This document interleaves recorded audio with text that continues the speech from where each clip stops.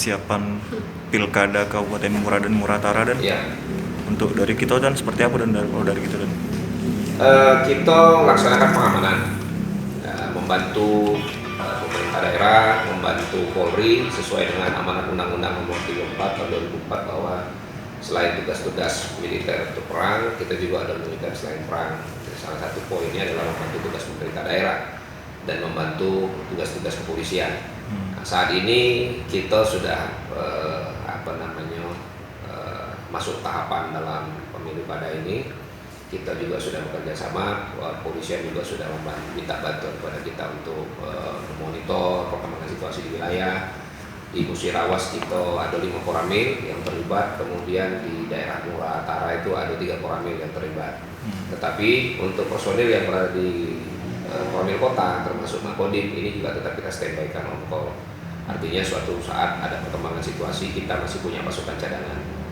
Kurang lebih seperti itu. Jadi personil yang berada di Muratara dan Mura ini kita punya sekitar 205 personil yang kita memang sudah siapkan mereka untuk membantu atau backup pemerintah daerah maupun kepolisian. Nah, ada atensi khusus kan? Ya. Atensi khusus. Ya, yang jelas atensi khusus kepada anggota kami ya kita bertindak sesuai dengan prosedur.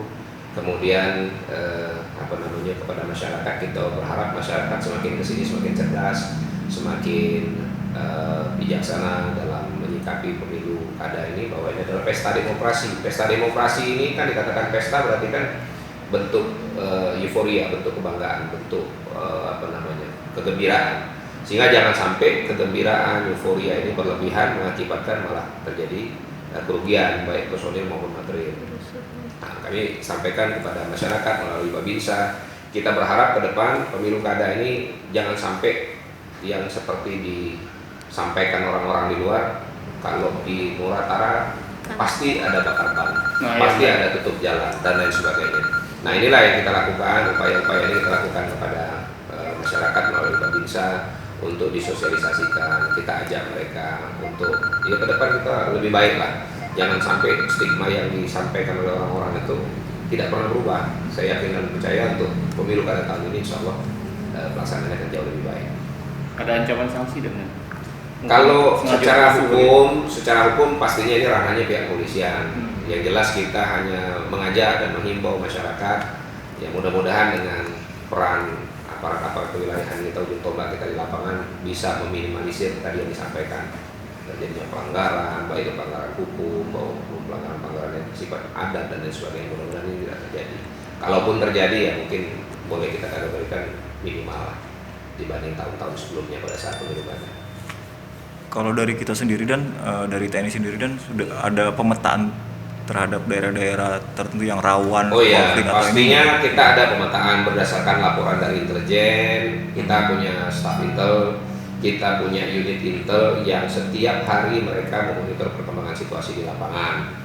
Mereka memberikan masukan kepada staf operasi sehingga staf operasi bisa memetakan personil apabila nanti ada perkembangan. Yang jelas, Ops akan mengerahkan personil berdasarkan data-data dari intel. Kita juga bekerja sama, komunitas intel ini ada komunitas tersendiri, mereka gabung sama Intel Polres, Intelnya Kajari, gabung sama dari Korwilbin, ada Badan Intelijen Negara di sini, ada juga Korwilnya Bais, sehingga mereka komunitas intel ini memang tugas mereka sehari-hari adalah mengumpulkan keterangan, sehingga keterangan-keterangan yang diberikan kepada unit-unit tertentu seperti kita di unsur kewilayahan kita jadikan sebagai dasar untuk bergerak atau dasar kita untuk mengerahkan personil. Kalau memang ada perkembangan situasi di daerah tertentu, maka kita sudah mulai bisa memetakan kalau di sini nanti terjadi sesuatu, ya paling tidak kita sudah punya rencana. Kurang lebih seperti itu. Ansori Malik, Harian Silampari melaporkan.